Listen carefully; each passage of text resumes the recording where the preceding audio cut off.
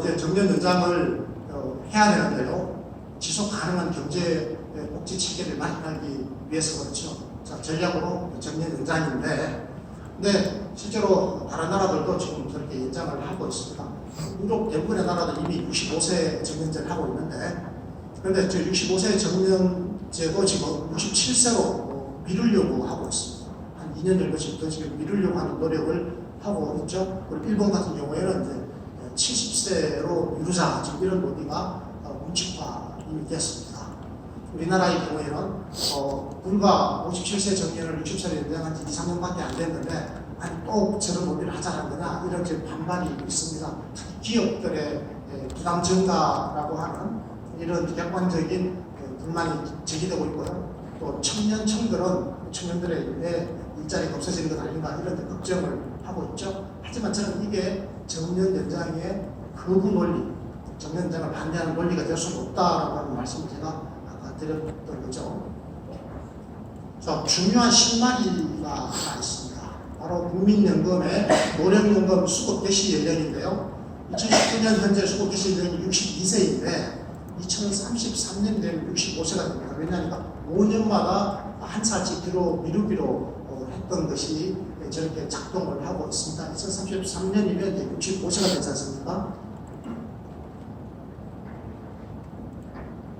그러니까 저 2033년을 우리가 목표 시점으로 삼는 거죠. 저 이전에 65세 정년제를 확립하자. 실제로 유럽 복지국가들은 모두가 정년을 공적연금의 수급개시 이런 거 맞추고 있습니다. 저 소득 분배 기간, 크레바스가 발생하지 않도록 하기 위해서 저 시점을 맞추는 건데요. 자, 그러면 우리가 2033년까지 65세 정년 하면 됩니다. 55세를 연장하면 되는 거죠.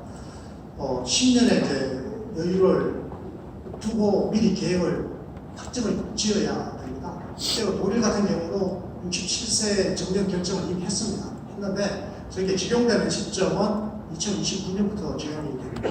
우리도 2033년까지 65세 정년을 완료를 해야 되지 않겠습니까? 그래서 저는 이제 이런 생각을 합니다. 신속하게 서두르면 최대한 빠른 시간 내에 저거를 결정할 수 있을 것이다. 그래서 결정을 빨리 하고, 그리고 우리 사회가, 특히 기업들이, 노동계가 합의하고 준비할 수 있는 시간을 좀 벌어줘야 한다고 생각합니다. 그래서 2025년에 첫 번째로 한 살을 연장을 하는 거죠. 1년 연장을 하고, 그리고 2년마다 1년씩 연장하게 되면 2027년에 2년 연장하고 2029년에 3년 연장하고 이런 식으로 되면 2033년이면 5년 다 연장이 되어가지고 65세 정년을 시행할 수가 있습니다. 그럼 2025년에 첫 번째 시점이면 그러면 내년 2020년 내년쯤에 입법이 이루어질 수 있도록, 그래서 한 5년 정도 준비 기간을 가질 수 있도록 하려면 급한 건 없다. 시간이 별로 없어요. 지금 논의를 시작해서 다음 내년에 총선 치러지고 난 다음에 만들어질 첫 번째 국회의 첫 번째 의제가 바로 정년 연장을 사회적으로 합의하고 입법화하는 것이 되어져야 되는 거죠. 그래야 한 4, 5년 정도 우리가 준비를 해서 정년 연장을 단계적으로 할 수 있기 때문에 그렇습니다. 근데 기업이 우려하는 부분도 있습니다. 65세 정년 연장을 단계적으로 이룰 때 지금의 임금 체계에 제대로 둘 수 없다. 저거는 사회적으로 공감을 많이 얻고 있습니다. 노동계가 양보를 해야 될 부분인데요. 호봉제 대신에 직무법제 같은 성과 중심의 임금 체계를 재편하고 또 노동의 유연성 높이자라고 하는 건데요. 저는 저렇게 갈 수밖에 없다고 생각합니다. 다만 조건이 있습니다. 노동의 유연성을 높이는 대신에 직업의 안정성을 또 함께 추진해야 됩니다. 정부의 역할이 커져야 되는 거죠. 지금 대한민국 정부가 지 역할을 그동안 제대로 못했기 때문에 적극적 노동시장 정책을 제대로 펴지를 못했고 저 안전망이 제대로 작동하지 못했습니다. 그러다 보니까 모든 책임이 기업에게 넘어가 있고 기업의 지금 사실은 노동시장의 경직성이라고 하는 호봉제 같은 저런 방식을 감내해오고 싶은 겁니다. 과거에는 저게 가능했지만 현재 앞으로는 저게 가능하지 않은 시대가 올 것이기 때문에 우리가 저런 시대적인 상황에 적극적이고 능동적으로 대응할 수 있도록 해야 되겠다, 이런 말씀을 제가 드립니다. 그러니까 유연성과 함께 유연 안정성 모델, 저것도 역시 북유럽 모델인데요. 저 모델은 우리 사회가 함께 고민을 해야 될 거라고 생각을 합니다. 그리고 청년들이 일자리가 줄어드는 게 아닌가 걱정하는 부분들이 있는데요. 제가 청년과 함께 이번 방송 토론에 나가서 그런 대화를 한 적이 있었는데 사실은 청년들이 굉장히 심각하게 저 문제를 고민하고 있는 걸 제가 느낄 수가 있었습니다. 실제로 현재 그렇습니다. 청년들은 지금 좋은 일자리가 없어질까봐 굉장히 큰 걱정을 하고 있는데요. 저는 저 걱정은 지금의 걱정이라고 생각합니다. 앞으로 한 10년쯤 지나고 나면 저런 걱정은 대부분 다 해소될 겁니다. 그런데 우리가 정년 연장을 완료한 시점은 2033년이기 때문에 청년들을 충분히 설득할 수 있을 것이라고 생각할 수가 있을 것 같습니다. 자, 이제 조속하게 정치 사회적 공론화에 나서야 되는데요. 다행스러운 것은 우리 대한민국 국민들은 변화된 상황에 대응하고 대처할 수 있는 능력을 많이 가지고 있는 국민입니다. 우리가 1970년대 산업화를 성공시켜냈지 않습니까? 한강의 기적을 이루어냈죠. 그리고 80년대, 90년대에 우리가 민주화를 이루어냈습니다.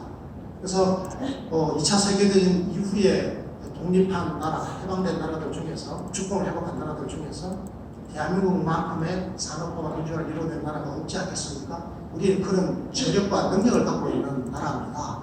앞으로 얼마든지 해낼 수 있을 것이다 이런 생각을 하는데 실제로 우리 국민들은 저런 이해를 갖고 있었습니다. 리얼미터가 오마이뉴스의 의뢰로 65세 정년 연장에 대한 국민 여론조사를 발표했었는데요. 찬성 응답이 66.4%로 반대 응답에 비해서 2.4배가 높게 나왔습니다. 저는 저 반대 응답도요, 충분하게 소통하고 충분하게 공감대를 형성한다면 저 반대 의견을 더 줄일 수 있다고 생각합니다. 심지어 20대, 30대 청년들도 정년 연장을 지지하는 결과가 나왔다는 말씀을 제가 드리고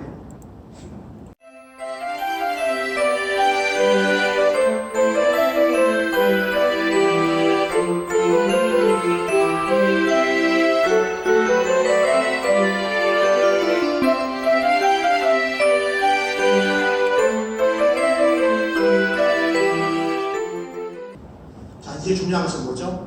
그렇습니다. 충분한 공론화의 절차를 거치는 겁니다.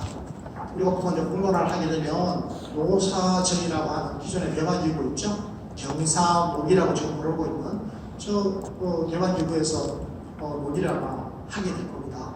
그런데 저기에만 맡겨두기에는 이 주제는 너무나 중요합니다. 그래서 국민이 참여하는 공론화위원회가 정말 필요한 것은 저는 이거라고 생각합니다. 우리가 탈원전 이런 거 이야기하면서 공론화위원회를 작동시킨 적이 있죠. 그리고 교육 정책에 대해서도 국가교육위원회에서 저희 유사한 일을 한 적이 있었는데요.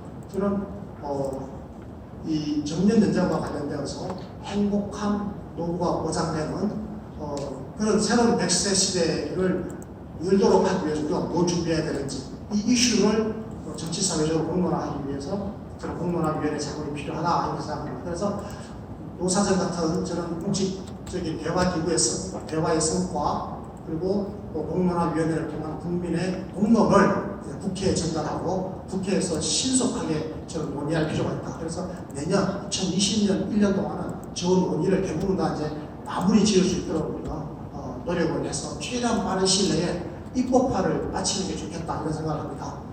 그리고 정년 연장이라고 하면 굉장히 경직되게 이해를 할 경우가 많은데요. 제가 아까 말씀드렸다시피 65세 정년제라고 했을 때는 65세까지 우리 국민들 모두가 일을 하기를 원한다면 일을 할 수 있도록 일자리를 보장해 주는 걸로 이해를 해야 된다고 제가 말씀드렸지 않겠습니까? 그렇게 보면 우리가 일본의 모델을 좀 벤치마킹할 필요가 있다고 생각합니다. 일본 같은 경우에도 마찬가지로 65세까지 원하는 분들이 누구라도 일을 할 수 있도록 정년 연장 혹은 계약적으로 65세까지 재고용하는 방안 이런 것들을 두루두루 허용을 하고 있습니다. 우리도 저런 방식을 융통성 있게 도입하는 게 필요할 것이라고 생각합니다. 중요한 것은 원하는 분들이 지속적으로 일을 할 수 있도록 조건을 만들어주는 것이고 저는 여기에서는 기업의 역할도 중요하지만 저는 정부의 역할이 굉장히 중요하다고 생각합니다. 정부 재정은 저렇게 쓰라고 있는 거죠. 자, 정년 연장을 통해서 100세 시대의 노후를 최대한 스스로 준비할 수 있도록 우리가 배려하자라고 하는 겁니다. 근데 지금 60세 전에 한 55세쯤 되었을 때 은퇴를 하고 나면 그럼 그 이후에 30년 내지 40년 동안을 일을 하지 않고 지내야 되는 그런 상황을 맞이한다면 그것은 굉장히 어려운 상황이죠. 그런 상황을 우리가 막아야 되는 겁니다. 저렇게 되면요, 좀 더 길게 일을 할 수 있으면 국민연금 보험료를 납입할 수 있는 기간도 길어지게 되죠. 국민연금 재정 안정에도 도움이 될 뿐만 아니라 나중에 노령연금을 받을 때 금액이 훨씬 더 많아지게 될 겁니다. 65세 때 받게 되는 것, 65세에 받는 것보다 67세나 70세에 받게 되면 더 많은 연금을 받게 되면 노후가 더 풍족해지지 않겠습니까?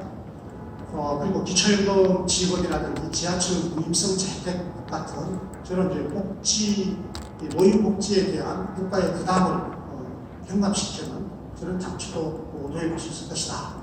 이런 것도 굉장히 중요한 거죠. 또 하나 중요한 것이요. 생산 연령 인구가 69세까지로 확대되게 되면 경제 성장률이 높아지고 이런 효과도 있겠습니다만 또 하나 중요한 것이 이렇게 노인의 경제 활동과 사회 참여가 많아지게 되면 노인에 대한 사회적 차별 인식이 개선될 수 있다고 하는 겁니다. 지금 젊은이들이 노인을 비하하거나 폄훼하는 일들이 많이 벌어지고 있고요. 실제로 일본은 굉장히 심각하다고 합니다. 앞으로 우리 더 심각해질 텐데요. 그래서 저 문제를 해결하는 데 도움이 됩니다.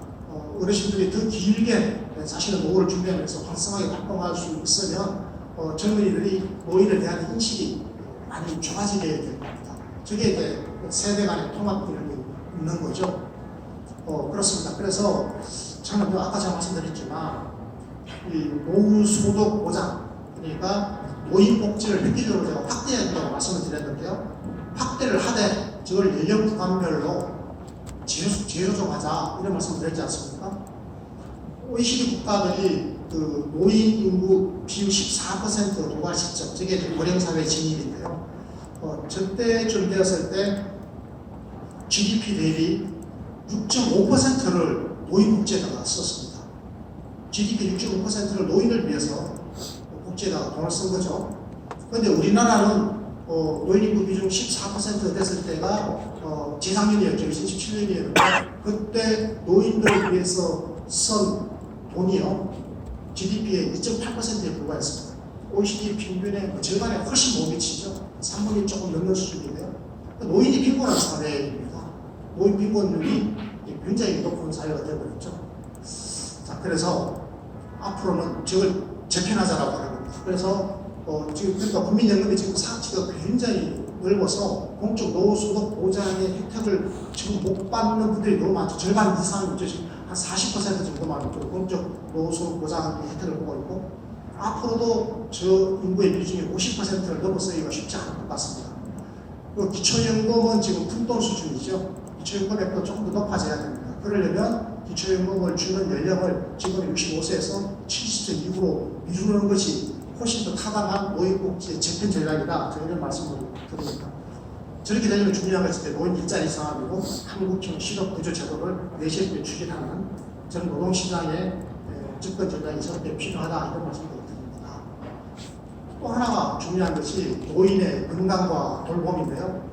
지금 우리나라는 기대 수명은 저렇게 길어지고 있는데 건강 수명은 굉장히 짧아요. 그래서 치료나 돌봄이 필요한 기간이 굉장히 깁니다. 그래서 지금 노인의 거의 대부분은 만성질환을 여러 개를 갖고 있고요. 그래서 지금 국민건강보험과 장기요양보험이 지속 가능하지가 않아요. 그래서 지금 질은 높아야 되겠다라고 이야기를 하고 있습니다. 서비스의 질은 높이고 또 지속 가능성을 높이기 위해서는 이제는 재편 전략이 불가피하다. 제가 그 말씀을 드렸습니다. 그리고 오남용이 없도록 공적 통제도 강화해야 되는데요.